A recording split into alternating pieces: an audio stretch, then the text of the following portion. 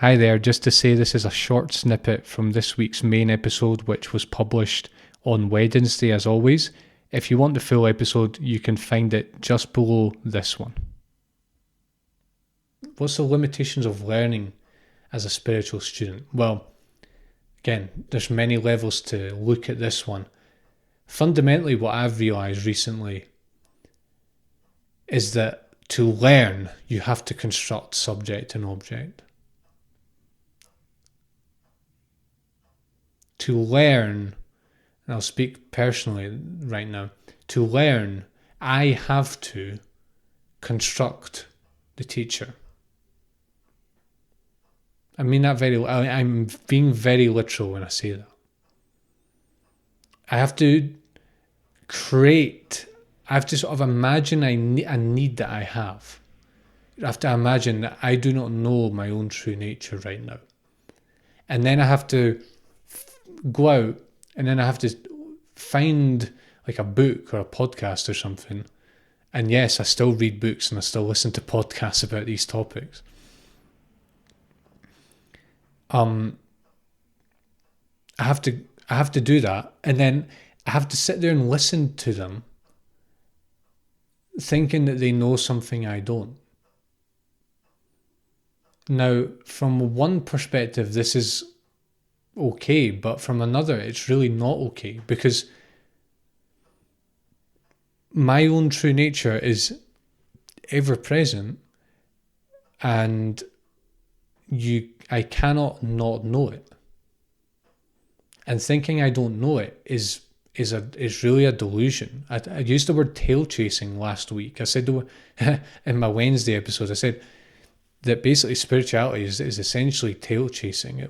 It becomes, it becomes obvious that it is essentially tail chasing. It's basically like you trying to find something outside of you, which is impossible.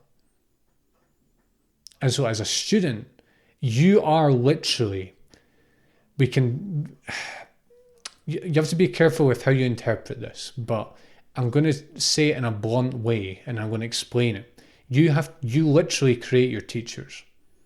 Now, what I'm not saying is that you give birth to your teacher, like you give birth to Eckhart Tolle, or you give birth to Peter Ralston in my case, or I'm not saying that, and I'm not saying that these people are not real, or I'm not saying like these people don't exist, because these are things that on an everyday level don't make any sense. But what I'm saying is that you literally create them through your own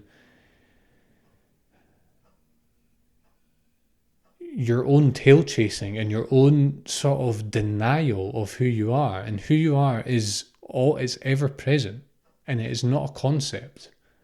And that's another problem with learning being a spiritual learner, is that all spiritual teaching is conceptual.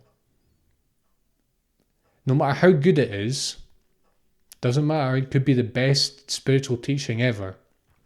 The most revered verses or lines of poetry are, quotes from books. You could do literally a compilation of all the best spiritual quotes ever. The deepest ones from the most deeply recognized or enlightened people in history, apparently. And it's all purely conceptual.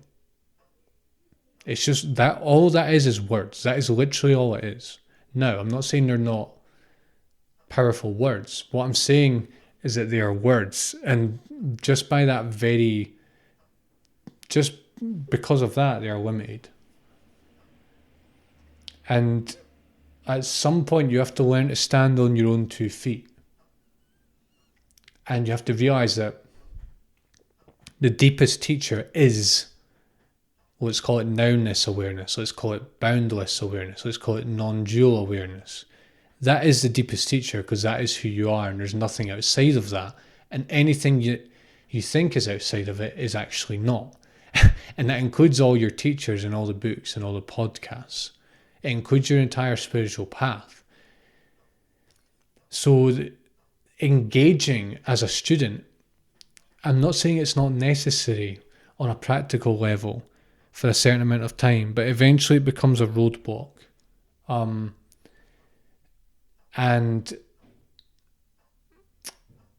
eventually, by definition, it has to be a solo pursuit. The need to have input from other people and to learn from others, it has to burn out at some point. Because if not, you're not really fully 100% in your true nature. Why would you need anyone to tell you about your true nature if you already 100% recognized it? You don't. And when they do, it tarnishes it. Again, it tarnishes it. How can they tell you about your own true nature? Anything they say is based on assumption. I'm not saying it's all wrong and it's useless, but I'm saying it's based on assumption, and it's not you directly experiencing your true nature. And it's conceptual. It's fundamentally limited, you see. And so that's the problem with being a student. The problem of teaching itself is actually, it extends to the problem of being a student, because they're two sides of the same coin, right?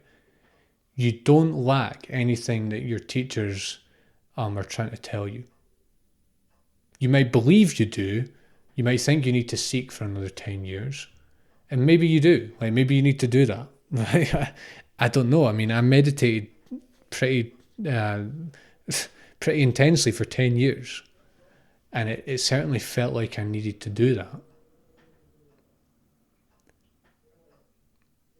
Until it doesn't. And until maybe meditation is just ingrained into your body and mind, as I've spoken about before.